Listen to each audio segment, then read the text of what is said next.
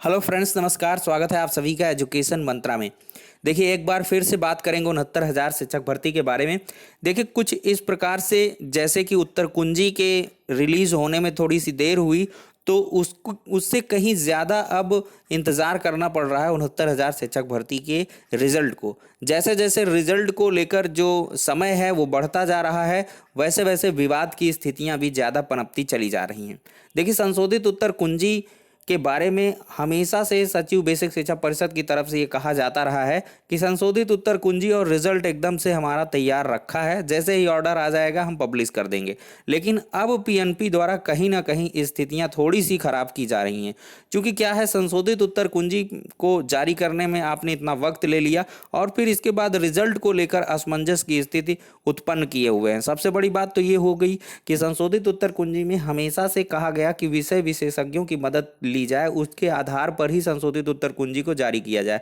क्योंकि टीटी जैसे एग्जाम में इतनी विवाद की स्थितियां रहती हैं कि 14-14 क्वेश्चन को कॉमन अंक देने या उनको डिलीट करने जैसे न्यायालय से आदेश पारित हुए। राजेश सिंह चौहान जी ने देखिए टीटी 2017 मैटर में 14 प्रश्नों को डिलीट करके रिजल्ट जारी करने की बात कही थी। फिर इसके बाद वो डिवीजन बेंच में गया तो उसमें 1 नंबर सबको कॉमन देने की बात कही गई। फिर इसके बाद वो सुप्रीम कोर्ट गया, सुप्रीम कोर्ट से फिर रिडायरेक्ट हुआ डिवीजन बेंच में। अभी वो मामला पेंडिंग चल रहा है। तो ये सारी की सारी चीज़ें हैं कुल मिलाकर जो 69,000 शिक्षक भर्ती के रिजल्ट के लिए कहीं ना कहीं बहुत घातक सिद्ध हो सकती हैं। क्योंकि क्या हुआ है, संशोधित उत्तर कुंजी में जिन प्रश्नों से उम्मीदें थी अभ्यर्थियों को, उनमें निराशा हाथ लगी है। और इसके बाद जो प्रश्न एकदम से नहीं सोचे जा रहे थे, अभ्यर्थी नहीं सोच सकते थे, ना उसको आउट ऑफ सिलेबस करार दे रहे थे, क्योंकि सभी के लगभग ये क्वेश्चन सही थे, कुछ लोगों के गलत हो सकते थे। जो मेरिटोरियस अच्छे कैंडिडेट्स हैं लगभग उनके सही ही रहे होंगे ये क्वेश्चन। तो अब उनको कोई फ़ायदा नहीं हुआ और इसके इतर क्या हो रहा है कि जिन पे मार्क्स कम रहे होंगे तो वो प्रतिस्पर्धा में अब इन 3 प्रश्नों की वजह से आगे निकल जाएंगे।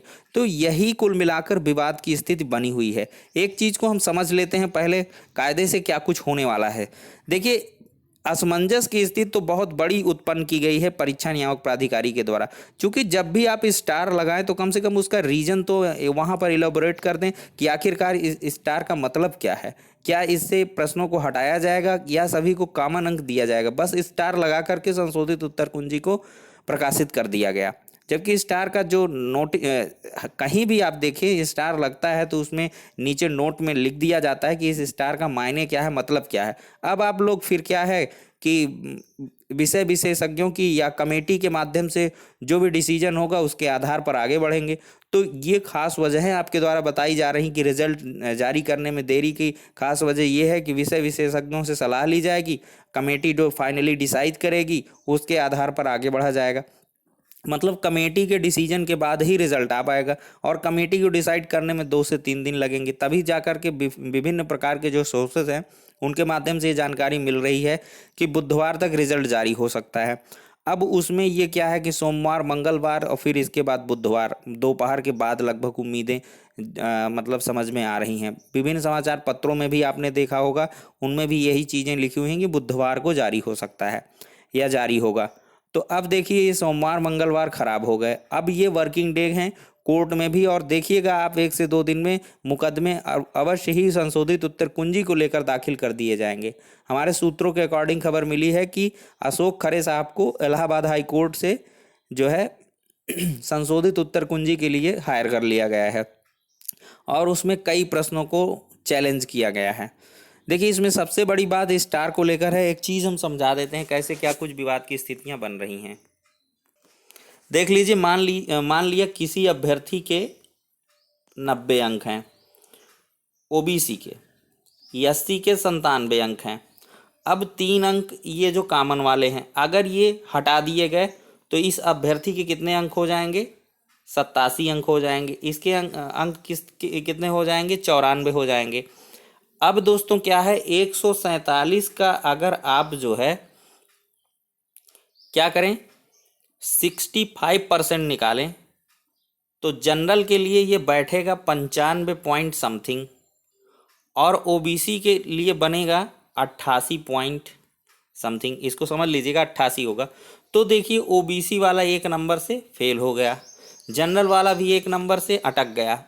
तो ऐसे अभ्यर्थी अवश्य कोर्ट की शरण लेंगे, क्योंकि इनका सिलेक्शन जो है एकदम से बाहर हो जाएंगे ये लोग, इनका चयन एकदम नहीं हो पाएगा, क्योंकि एक नंबर से ये सीधे से फेल हो जा रहे हैं। तो ऐसे अभ्यर्थी बहुत खासे चिंतित हैं जो कि बॉर्डर लाइन पर हैं, यानी कि एग्जैक्ट कट ऑफ जिन्होंने हासिल किया है 90 या 97, तो उनके 3 नंबर कम होने से 87 नंबर हो जा रहे हैं, और इधर जो है 94 नंबर हो जा रहे हैं, सॉरी 87 नंबर, जी हाँ 87 नंबर, और इसमें जो है 94 नंबर हो जा रहे हैं, जिसकी वजह से ये लोग बाहर हो जाएंगे। तो ये लोग अवश्य ही विवाद उत्पन्न करेंगे और इसके बाद इसको कोर्ट में चैलेंज करेंगे।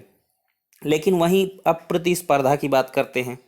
मान लिया कोई ऐसा अभ्यर्थी रहा होगा जिसके जो है 102 नंबर हैं और इसके तीनों प्रश्न सही हैं, जबकि एक अभ्यर्थी के 100 नंबर थे और इसके तीनों प्रश्न गलत थे। तो अब ये बढ़ के 103 नंबर पर पहुंच गया और ये 102 पर ही है, तो मतलब इस अभ्यर्थी का फ़ायदा हो गया।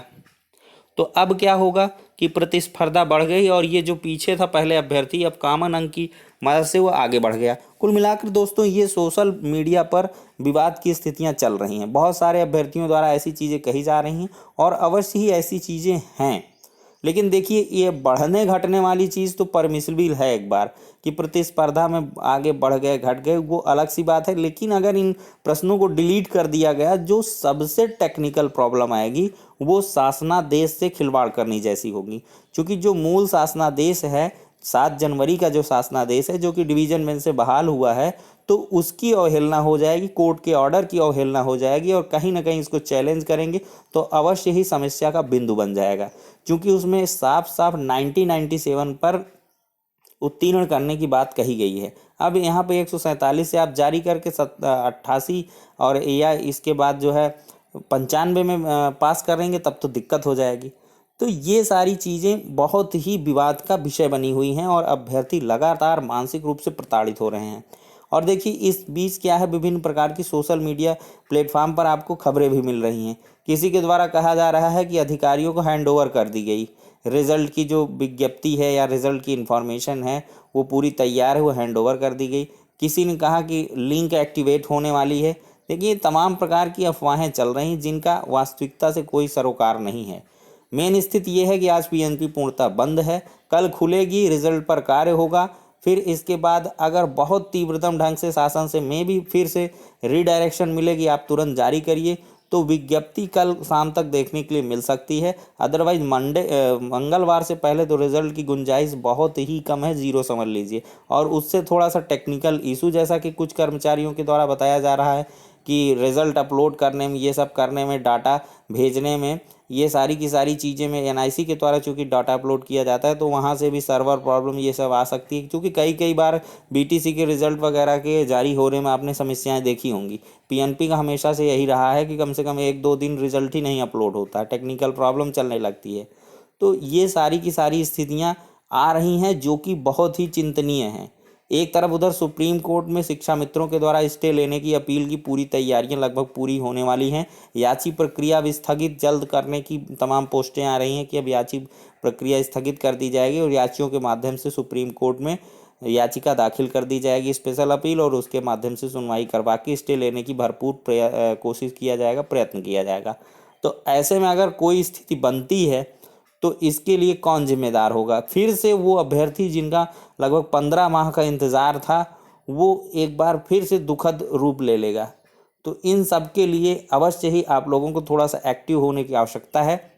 ज़्यादा से ज़्यादा ट्वीट्स करिए और इसके बाद अनुनय विनय करिए। बेसिक शिक्षा मंत्री जिन्होंने बड़े बड़े स्टेटमेंट दिया उनको भी ट्वीट करके रिट्वीट करके बताइए, समझाइए कि किस प्रकार से, कैसे, आखिरकार क्यों नहीं रिजल्ट जारी हो रहा है। योगी आदित्यनाथ जी के संज्ञान में भी ये चीज़ें लानी चाहिए कि उनके द्वारा भले ही निर्देशित कर दिया गया है लेकिन उसके अमल करने में कहीं ना कहीं विभाग की थोड़ी सी शिथिलता समझ में आ रही है और इस शिथिलता की वजह से अभ्यर्थियों को खासी मुश्किलों का सामना करना पड़ सकता है।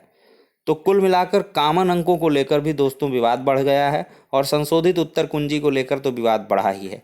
कई अभ्यर्थियों के द्वारा तो इस प्रकार से भी कहा जा रहा है कि पीएनपी ने कोर्ट के भरोसे ये संशोधित उत्तर कुंजी जारी कर दी है, जिन प्रश्नों पर विवाद था उसको टच ही नहीं किया गया है। अब कोर्ट डिसाइड करेगी कि कितने नंबर पर कॉमन दिया जाना चाहिए या क्या कुछ करना चाहिए, तो उसके अकॉर्डिंग किया जाएगा। इस प्रकार भी चीज़ें कही जा रही हैं अभ्यर्थियों के द्वारा। तो कुल मिलाकर एक बार प्रथम दृष्टया देखा जाए तो लगभग यही चीज़ें लगती हैं कि विवादित प्रश्नों पर किसी को भी नहीं टच किया गया, एक भी प्रश्न नहीं टच किया गया। जबकि कुछ प्रश्न ऐसे हैं, जैसे गोरखनाथ वाला है, उसमें तो आपने के ही विभाग के द्वारा जैसे टीजीटी में साफ साफ प्रश्न पूछा गया और उसमें गोरखनाथ को सही माना गया। योगी आदित्यनाथ जी का भी स्टेटमेंट वायरल है जिसमें साफ साफ उनके द्वारा कहा जा रहा है, देखिए असली प्रवर्तक तो गोरखनाथ जी ही हैं। मत्स्येंद्र नाथ ने बस इसके संस्थापक के तौर पर कुछ किताबों में वर्णन मिलता है, लेकिन असली प्रवर्तक कह लें, उसको आगे ले जाने वाले ये जो है गोरखनाथ जी हैं, नाथ संप्रदाय के। तो उसमें एक अंक सभी अभ्यर्थियों को लगभग कॉमन दे ही दिया जाना चाहिए।